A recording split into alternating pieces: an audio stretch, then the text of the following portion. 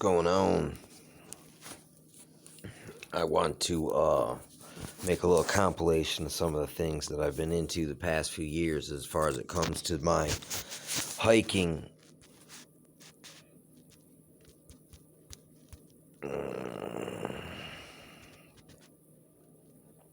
Let's get a general description of hiking, I guess.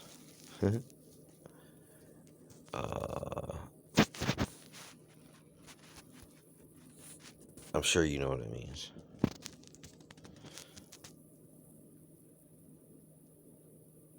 There it goes. Now this thing wants to act all stupid and go slow. Activity of going for long walks, especially in the country or woods. She enjoys hiking and climbing in her spare time.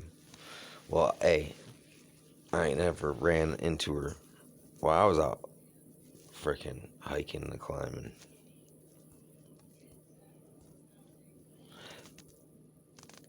Let me see.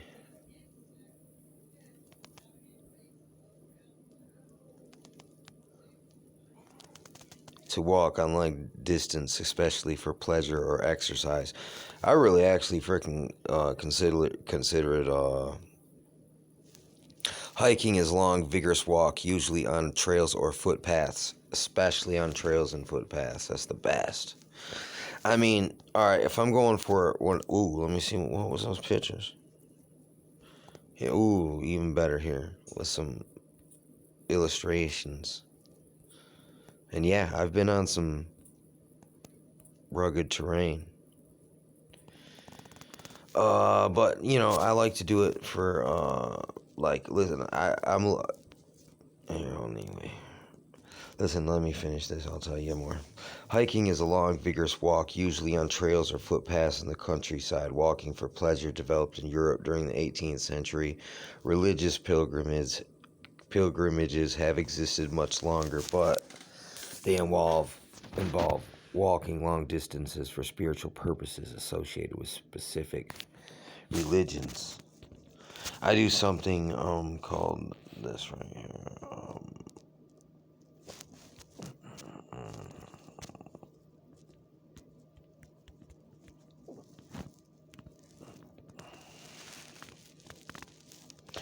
So when you're out on your hike and you're out on new terrain and you see these different like where you see where a river or a creek's been cutting down through the land for freaking for so long, you see some cool deposits, and you see them out while hiking.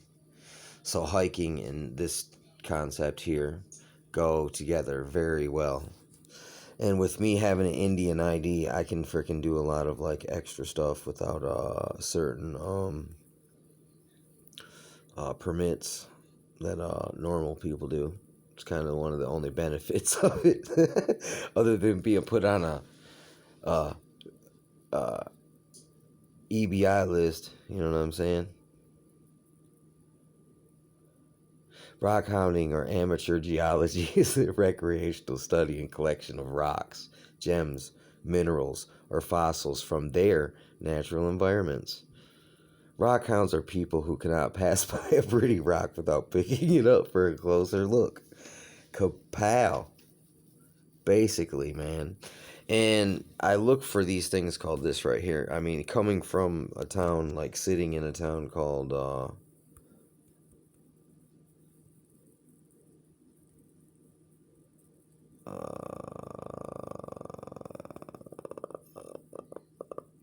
there we go. Come on. Flint is a microcrystalline rock made of silica and is considered to have a beginning forming soon after the deposition of chalk. The silica replaces the original chalk carbonate grain by grain. The carbonate has to be dissolved with silica precipitated in its place. Let me see if we can get a little picture. Right here. There's why. This is why right here. Uses of flint, tools, weapons, fire starters. Kapow. I'm sure there's got to be like there we go. There's some pictures. This will work, but I also can use this stuff also called this right here, which is very similar. Oh no, I think that's how you spell it. Yeah, there we go. Bang. Chert is a fine-grained sedimentary rock composed of microcrystalline of quartz mineral, a form of silicon dioxide. Chert is characteristic biological origin, but may also occur inorganically as a chemical precipitate or diagenetic replacement, as if in petrified wood. I have no idea what any of that means, but, well, you know. Anyway, because I've been into this thing, bushcraft and, like Stone Age tech, low tech. And there's this process called this right here. Right here.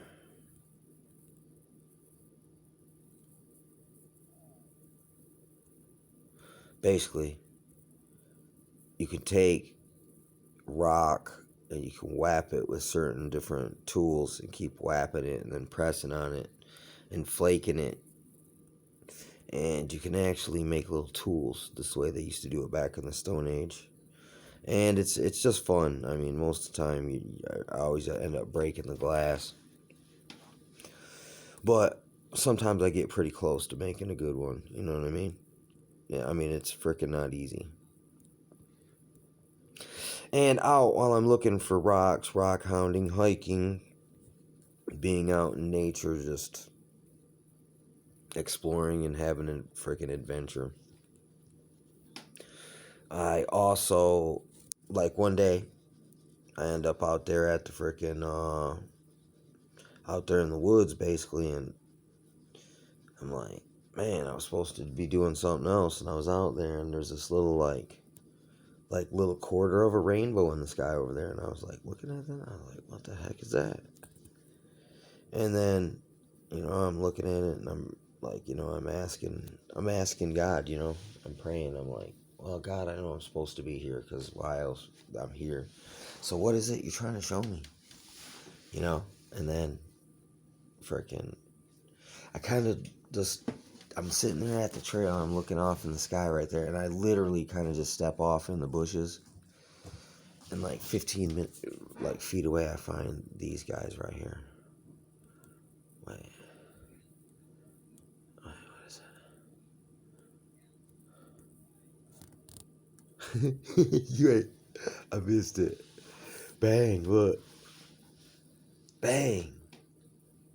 And I just came out on this big patch of these, man. And I was out there dancing in the bushes, man. I just heard this dude say that this one mushroom, the hen of the woods, it's called the dancing mushroom because the people used to find it, used to dance. And I can understand why, because you gotta search 50 old oaks to find one of these guys. And it felt more like 90. But then once I started finding them, they start popping up everywhere. But, after that, I remembered to, pray. And I was thanking God for showing me where the good stuff's at. And ever since, I've had the greatest of luck. As if I just bump into clues. Like one day I'm at freaking this job doing a painting job, right? And I was somehow talking about that tree, that mushroom in his yard, or that mushroom on the tree in his yard, or something about health, man. Some kind of health product. And then he says, yeah, man, my wife takes this stuff called. And he goes, she swears by it. And I was like, you don't say. And then sure enough, what did I do? And not far away, but not in the same exact location, but in the same tract. I went out not long after that, after I did the research and looked at some pictures and watched some videos. I went out and checked the stuff out. Found some. chopped it up, made some tea out of it. It's like I've made tea out of all kinds of stuff, and there's so many like good effects. And I mean, and most of the time, most none of the stuff even really tastes bad. It's not even none of it's really even strong. It's like some of it might have kind of like a bark ish taste to it, especially if it's like a if it's root. It has a real kind of a wood bark freaking flavor to it. But uh, it, anyway, I've sampled a lot of this stuff with a lot of positive results, man. Anyway, in Nonatus ubiquus, known as a chaga, is a fungus in the family of Haemochatacea. It is a parasitic on a birch and other trees. The sterile conch is irregularly formed and has the appearance of a burnt charcoal. I mean, dude, I'll go make some charcoal out in the fire, crush it up, and then just like put it in some water and drink it. For instance, and that actually is kind of a medicinal kind of a digestive tract flush. In other words, it makes you take a number two. And anyway, I've had dude, this just the therapy of the hike, but then to make it more interesting, all these different sub like I'm always bird watching, getting nature shots anyway. I mean, there's so many things you could take pictures of stones, of little creeks, of little freaking clay deposits and rocks and birds and deer and freaking eagles. And I mean, it's just been a freaking excellent, wonderful experience as far as me re-exploring nature and get more familiar with with the big picture scope of understanding of what matter is and stuff like that. You know what I mean? Like what differentiates that little that iron filings from that dust or that sand off that beach or that crushed up freaking seashell. You know what I'm saying? It's like or that salt. You can tell the difference if you're familiar and you're aware of the differences in a way. And you see these little fractals break off and repeat in these patterns all throughout all kinds of these different seemingly unrelated kind of things. But yeah, so in the process of like freaking learning how to find a morel, I had to find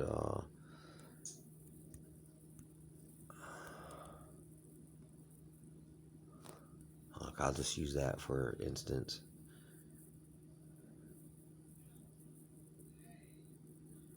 Yeah, now I can spot a chaga. I can find it anywhere. There's birches. And look, I know what a birch tree is because I'll show you this. Watch. Because morels grow around elm trees. Come to find out. And once the bark falls off, and actually you look at the bark, you look at the morel.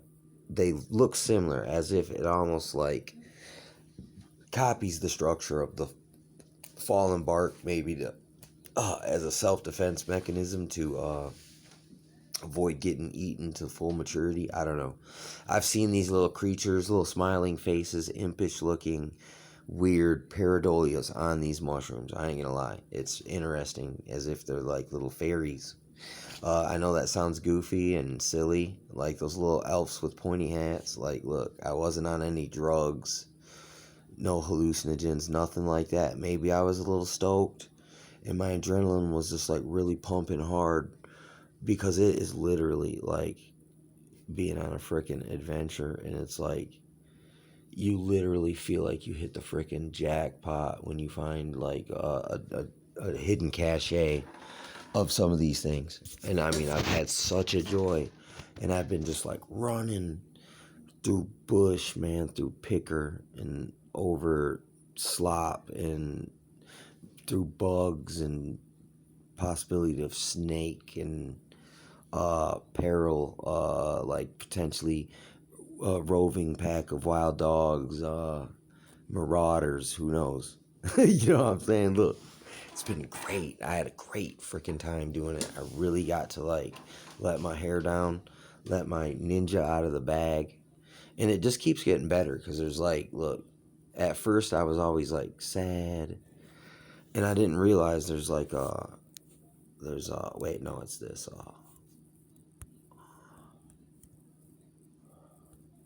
wait,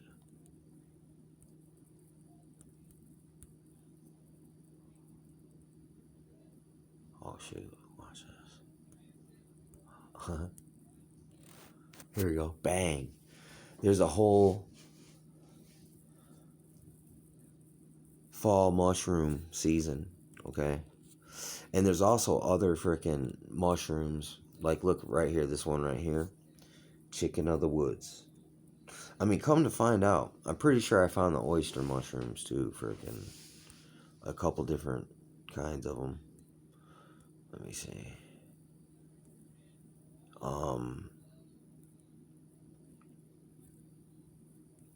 I mean, listen, when I'm talking about this, I'm not even talking about none of the hippie type stuff. I mean, we can talk about that at a different time in a different place, but not here, not right now.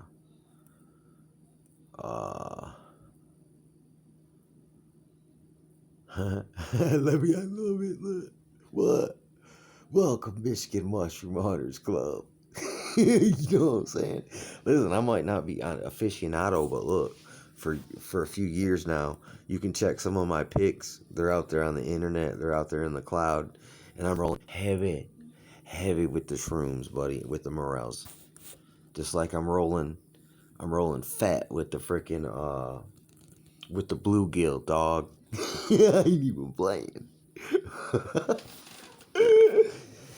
So I really do the dang thing when it comes to this, you know, over the river and through the woods.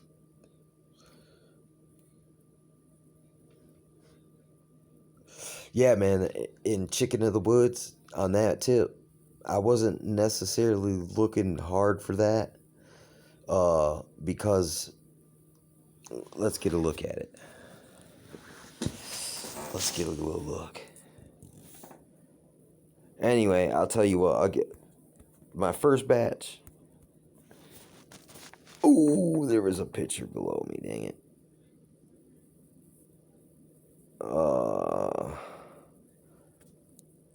There it is right there.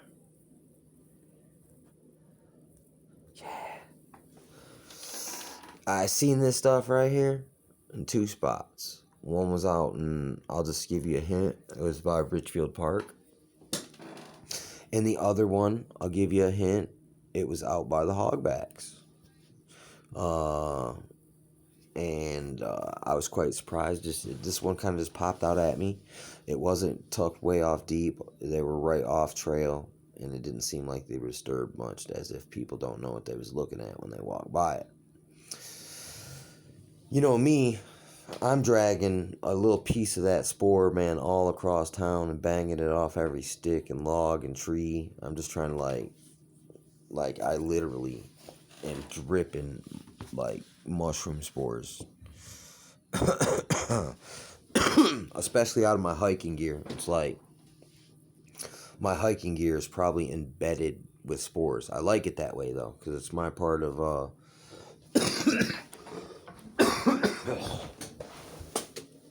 it's my part of doing my part. Anyway, excuse me. Got that itch.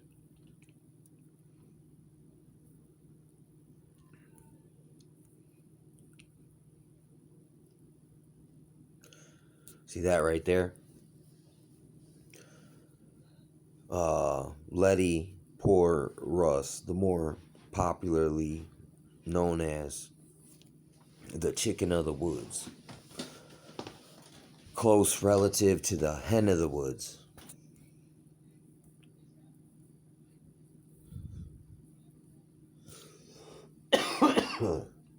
Damn.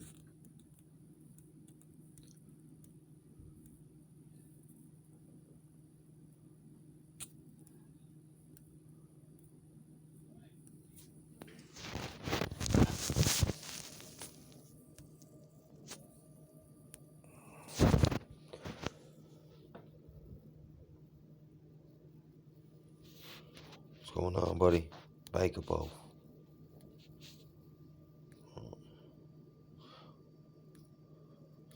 Anyway, I had some fun finding all this stuff, but come to find out, there's a lot of like health benefits for uh like making tea out of some of these mushrooms, and I kind of found that out for free because it was maybe I was talking about dandelion root at the time, and then the dude was like, uh yeah, he was like, yeah, my wife swears by the chaga. So he passed off to me the idea about the chaga.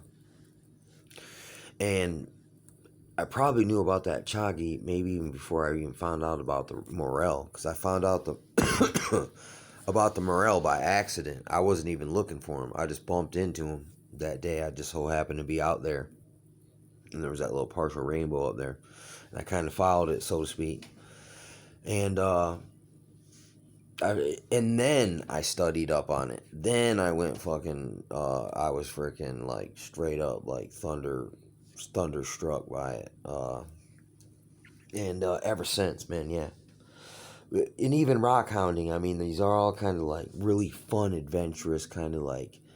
You're kind of like you're looking for my precious. You're trying to get a little piece of your precious back this year. And you kind of do get this kind of this carpet cruising, itching in your pants kind of like really jonesing and like being all kind of like fiend out and cracked out, like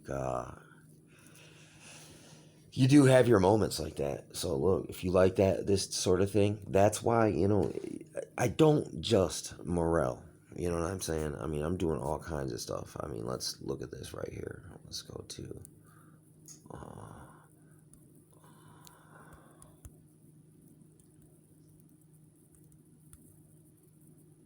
look.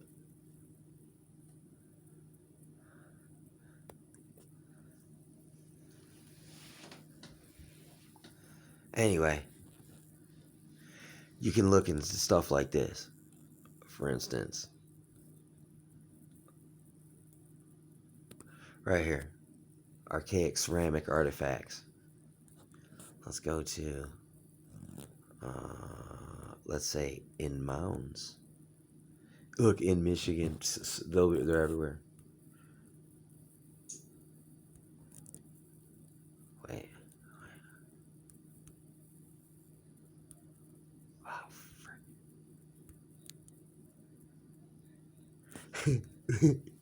Look, mound builders, there they are. Anyway, look, I think we can find these things still, like right now, like locally. No joke. Copperworks mound. Uh, so, in this process of the whole, for instance, look, let me show you one of these. Let's go. Let's go. Woodlands, period. Longhouse. Let's try it. Let's see if it freaking will kick up. Look, let's see. Freaking. Wigwam, longhouse. Okay. I've actually through my bushcraft learned to construct one of these. Let's take a look. Kapow. I mean, not that identically. I did cheat a little bit and not use like all traditional methods and shit, but I could pretty much get the gist of it, especially this one right here. Let me see. Yeah, I can look, especially this one. I want to show you something too. Check this out. Let me see if I can. Let me see if I can get. Let me see if I can do this. Let me see here. Yeah, it caused a big uproar when I built my first one of them, which was my best. Unfortunately, they tore it down. But Uh,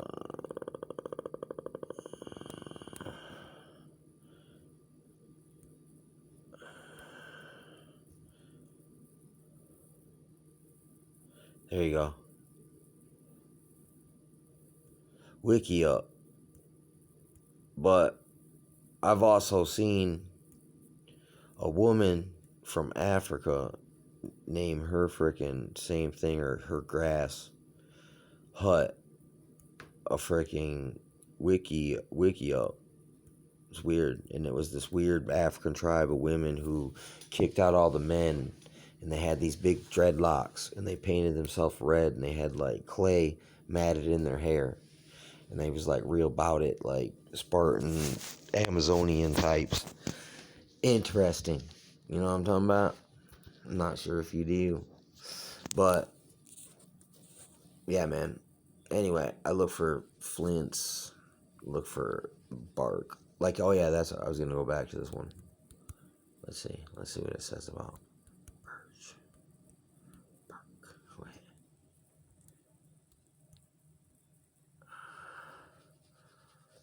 Birch bark tea. I ain't tried that. Let's see, birch bark crafts. I know my tribe used to make birch bark canoes. But anyway, see, birch bark, this is one of the first ones I got familiar with because they're easy to spot out. It's freaking white.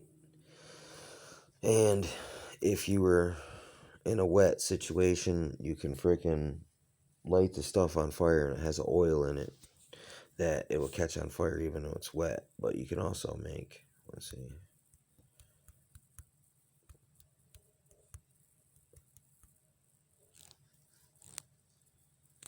There you go. Oh, that's not it. Making oil from birch bark. There you go. I've already done it. So fun. Lantern type fuel.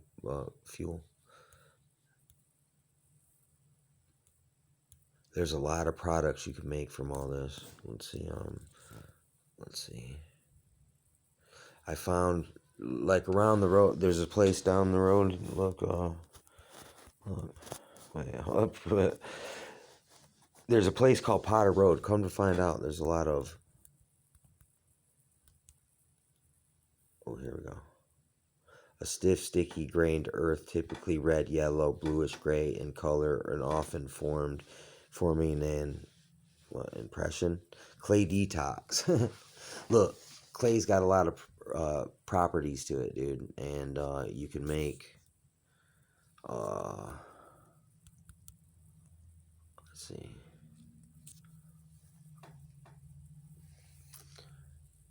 Make or shape metal object by heating it in a furnace or beating it or hammering in it. Basically, if you can learn how to make clay, if you learn how to work the clay, you can eventually develop into a forge or a furnace to make bricks. And you can make little tools and so on and so forth. And it's not really that hard, man. Freaking, for instance,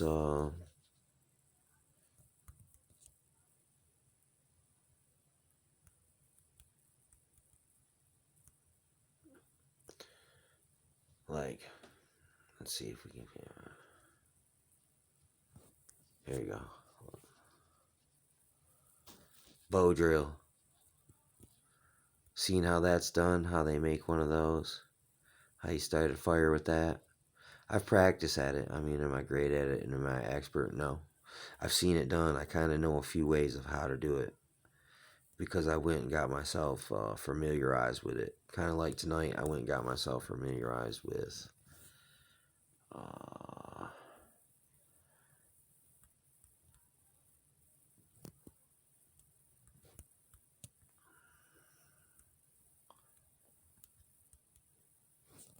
this right here.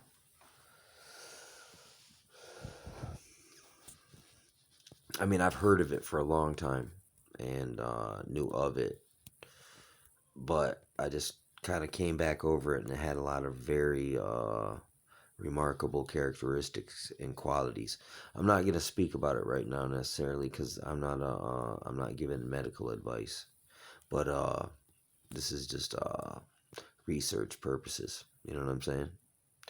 And you can look into some of this stuff for yourself if you like, and do your own research and be careful. And if you're gonna do it right. You know what I'm saying?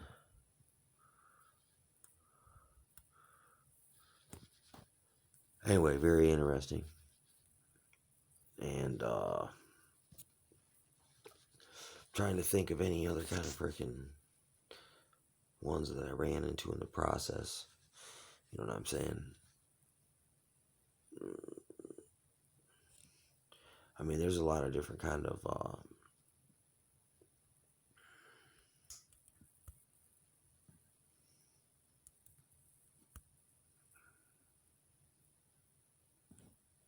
here you go. Look.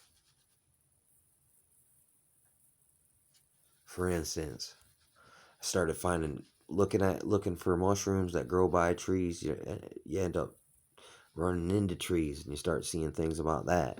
Look at this right here: sticky pine sap, antiseptic, astringent, anti-inflammatory, antibacterial. Look, I made freaking lamp oil out of that freaking birch bark, for instance. And I know, for instance, look, I know this. Okay, check this out. I mean, this is an ancient Chinese secret, but let's just. I'm not even gonna tell you. Let's just see what it says.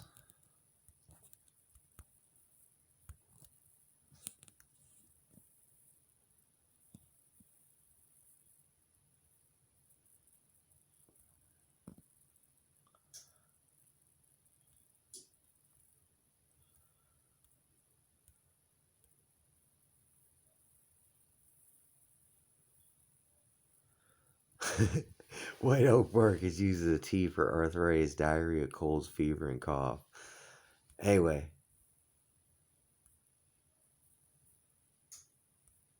it's like if you got real bad diarrhea, you could just drink some tea of that and it'll freaking dry it out.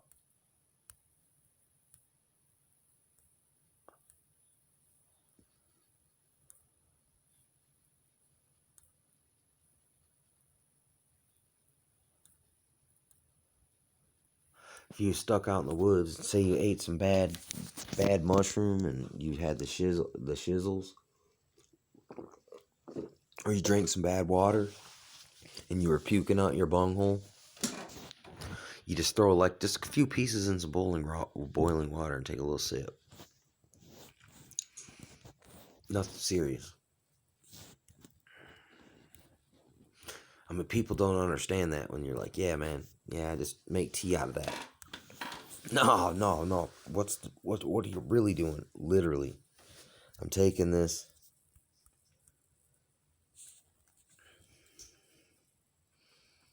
and I'm putting it in some boiling water for like 10 minutes and then drinking it. And a lot of the, like, especially when it comes to these types of things, like dandelion roots, it's freaking, it's good for your digestion.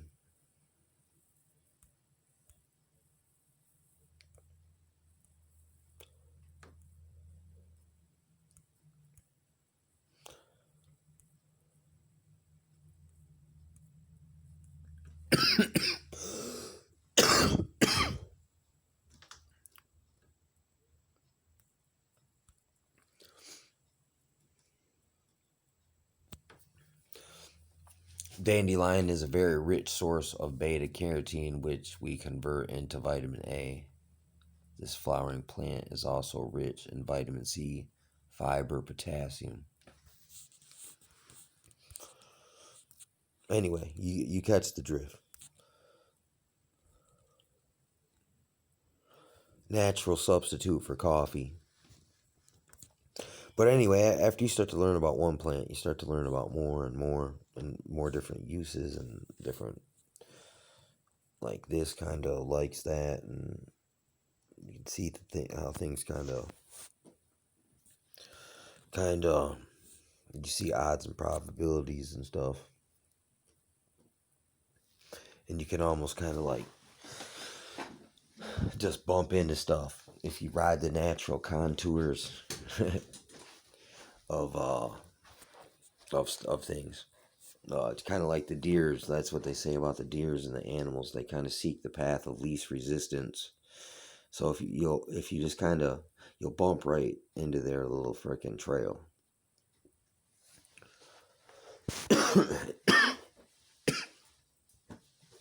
If you go out there and make a big trail, then you'll come back, find out them deer's been walking down your trail. They'll be wearing the path down deeper. You know what I mean? It's like, but yeah, you just got to go out there and freaking just take a risk. Whoa, go get some therapy. You know, go look at the nature, at the trees and the animals. Like learn about the trees, learn about them different mushrooms, learn like the difference between a sandstone and a flint or a chert. Uh, little stuff like that, like in between a birch and an oak or a maple, like you can get.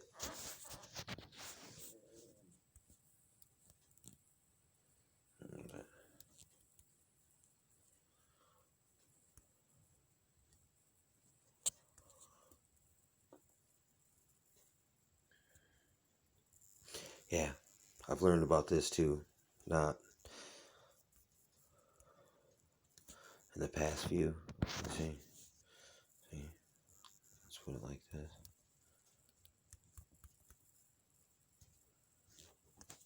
Here you go. This is a good one, easy one. Almost anybody can do it.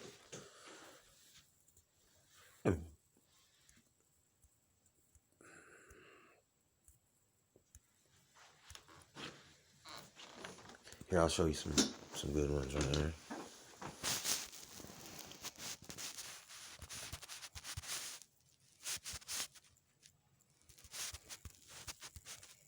Whoa.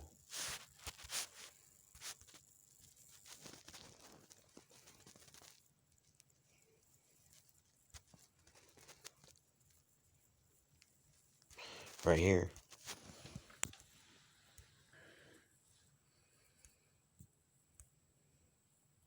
Stuff like this.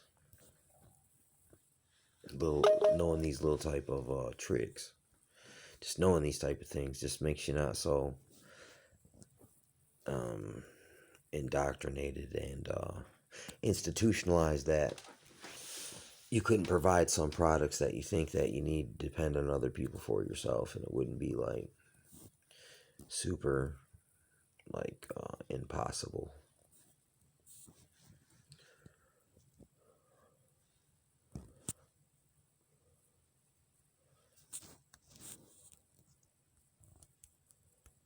Oh,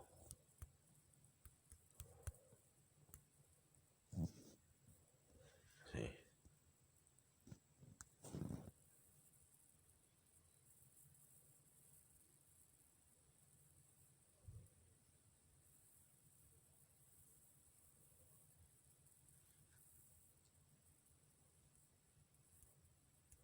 nice. Yeah, it's also called lumpwood charcoal. Look, it's called biofuel.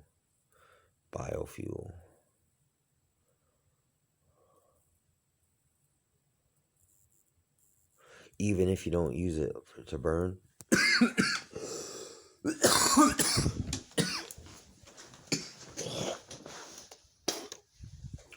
you can just throw that in your plants, man, and that's like food for them.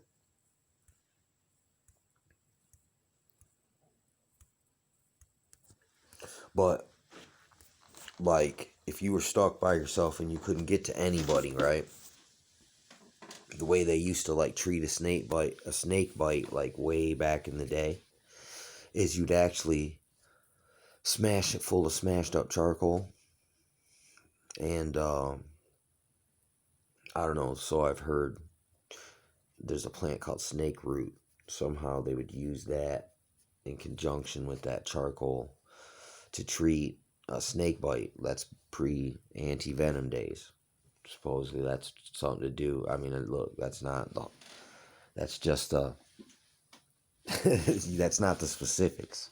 Something to that effect. I don't know exactly how it worked, but I don't know if it was used as a poultice on the wound itself, or if it was used in some kind of serum, ingested, or was it smoked and like blown up your freaking nostrils with a big long straw while they stuffed your wound full of the charcoal. You know what I mean? I'm not sure. Anyway, might not be, might be all just hearsay. Okay, so look, this isn't medical advice. This is just, uh, you know, this is just theoretical analysis. You know what I mean? On that particular thing.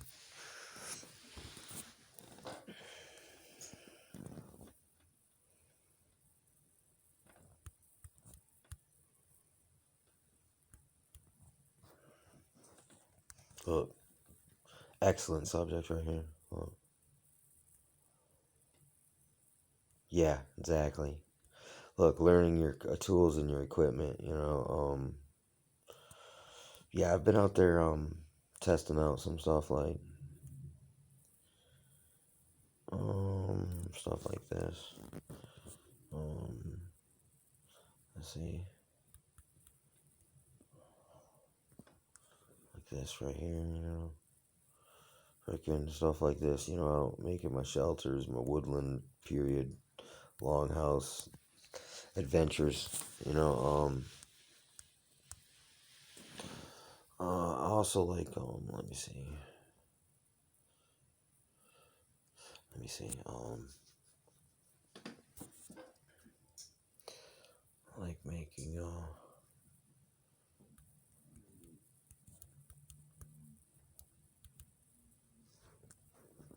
like this subject right here. I'm pretty freaking. Yeah, I like to do this too. Right there. 13, 17. Do stuff like this, okay? Freaking too. I watch a lot of videos and then experiment with my own materials. You know what I mean? And then go test them out.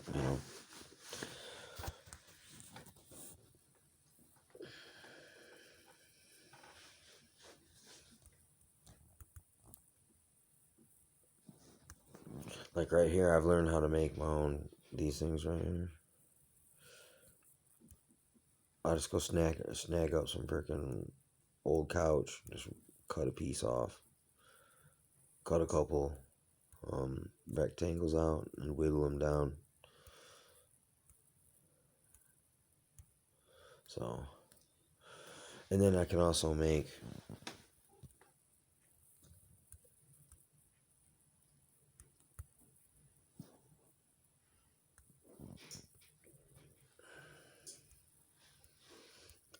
I can just whip one up out of some leather with my same techniques I used to make the moccasins, my own like kind of like ghetto gutter Indian techniques, but they seem to work for me. You know what I'm saying? My low budget, do it yourself type of a deal. You dig? It's working for me. I don't know. You can disagree with my methods. I don't care. I got mine. A quiver is a container for holding arrows, bolts, darts, or javelins. Can be carried on the archer's body, the bow on the ground, depending on the type of shooting and the archer's personal preferences. Quivers were traditionally made of leather, wood, furs, and other natural materials, but now are often made of metal or plastic. You don't say, sir. Yeah, because there's this concept of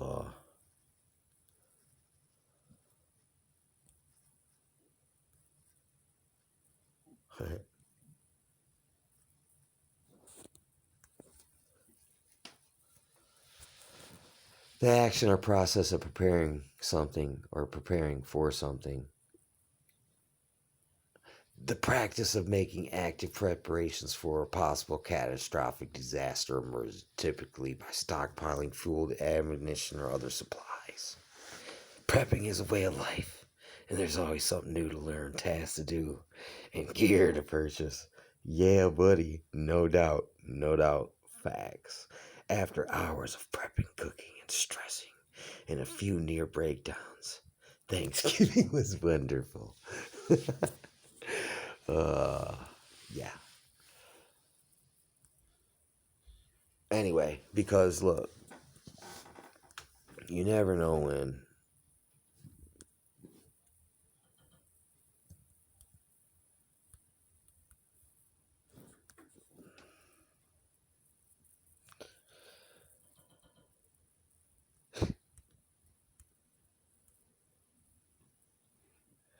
Literally means shit hits the fan. Okay? And it's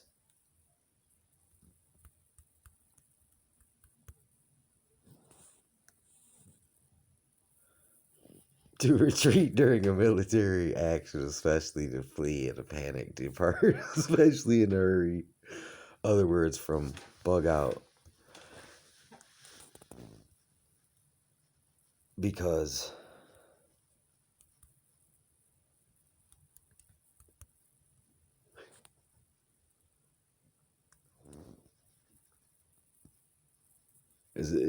is on the horizon, and the friggin', you can see the freaking the parachutes, in the red sky coming down slowly, waxing and waning and whirling and eddying about, descending like Big Brother in his helicopter, peering in the windows of young lavas. Anyway, man, so it's like,